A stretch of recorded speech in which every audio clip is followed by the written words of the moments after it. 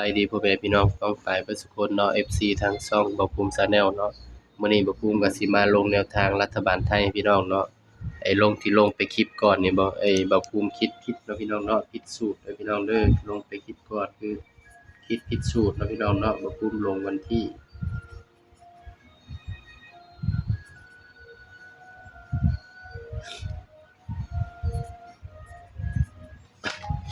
บ่ภูมิลงวันที่เนาะพี่น้องเนาะนี่ก็มาตามกันต่อเนาะสำหรับแนวทางรัฐบาลไทยเนาะของงวดวันที่2พฤษภาเนาะพี่น้องเนาะมันออกวันที่2เนาะพี่น้องวันที่1ตรงกับวันแรงงานเนาะพี่น้องเนาะสำหรับหน่วยรัฐบาลเนาะพี่น้อง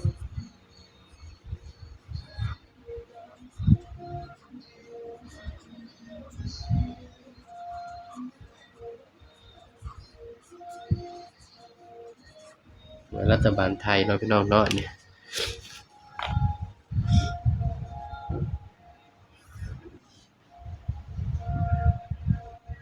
ลงคลิปแรกเนาะมาปูมคิดผิดสูตรน้องสูตรนั่นเนาะสำหรับสูตรนี้เนาะนี่สำหรับตัวเด่นเลยพี่น้อง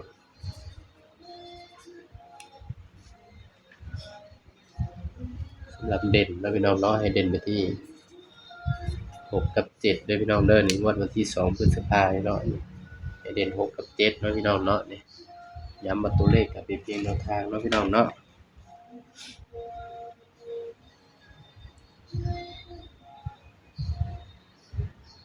ให้เด่น6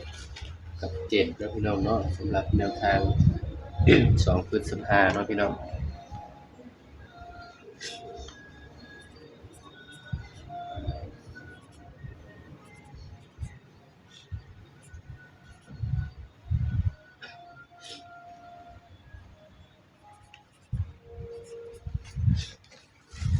เด่น6กับ7เด้อพี่น้องเด้อนี่บัดนี้ก็มาจับคู่นำกันเนาะพี่น้องเนาะสำหรับแนวทางเนาะพี่น้อง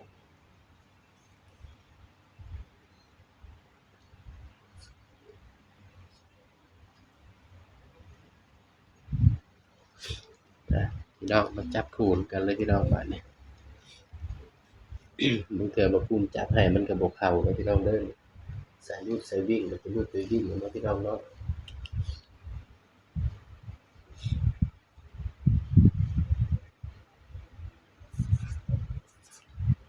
68 69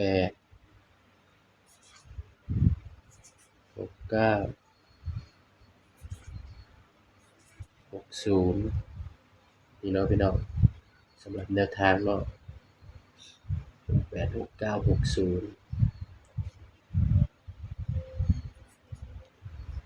71 71นี่มันออกไปแล้วนะพี่น้อง78 79 78 79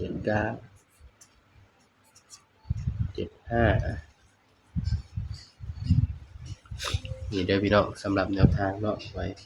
รัฐบาลไทยเนาะของวันที่2พฤษภาคมเนาะพี่น้องเนาะนี่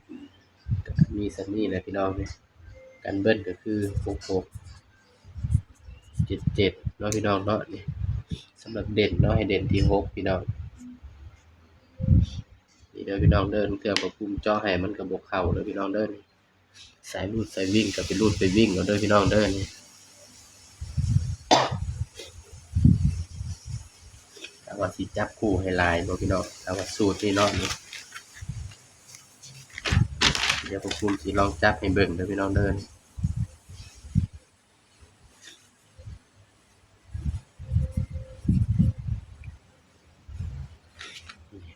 ถ้าว่าสูตรนี่เนาะแต่ว่ามันหลายคู่เด้อพี่น้องเด้อนี่สูตรนี้ถ้าว่ามันมาบ่มันก็อาจสิ80-70%เนาะพี่น้องเดี๋ยวบ่ภูมิจับให้เบิ่งเนาะ82 83 84 85 92 93 94 95 02 03 04 05 12 13 4 15นี่พี่น้องถ้าว่าสูตรนี่เนาะนี่ สูตรนี้เนี่ยมันหลายเกินเนาะพี่น้องเนาะนี่ถ้าว่าเด่นเนาะก็สิให้เด่นนี่แหละพวก0กับ1นี่แหละพี่น้องเนาะนี่อันนี้แกบ่ภูมิจับให้เบิ่งเนาะพี่น้องเนาะก็ได้อยู่16ประตูเนาะพี่น้องเนาะสำหรับสูตรนี้เนาะนี่ถ้าว่าใครชื่นชอบสูตรนี้ก็เอาไว้เป็นแนวทางเลยเนาะพี่น้องเนาะนี่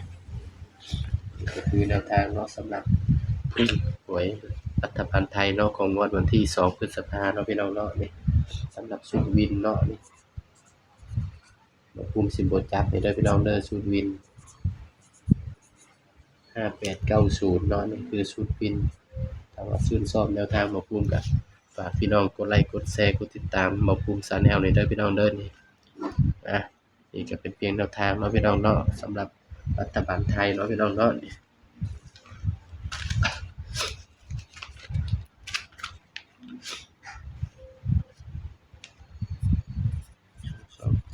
27 41 2 5 3 13 10 13 4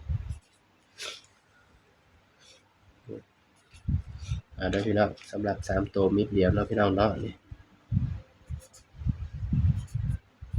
2 4 6อย่าลืมไปตัดเล่นเด้อพี่น้องเด้อนี่เพราะว่าหยังบ่ภูมิให้เด่น6เนาะให้เด่นไปที่6รอง7เนาะนี่ก็เป็นเพียงแนวทางเนาะพี่น้องเนาะสำหรับรัฐบาลไทยเนาะของงวดวันที่2พฤษภาคมเนาะพี่น้องเนาะนี่สำหรับคลิปนี้เนาะก็ฝากพี่น้องกดไลค์กดแชร์กดติดตามบ่ภูมิ Channel นี่เด้อพี่น้องเด้อท้ายคลิปนี้ก็บ่มีหยังหลายเนาะพี่น้องเนาะเดี๋ยวจะพบกันคลิปหน้าสำหรับคลิปนี้ก็สบายดีครับ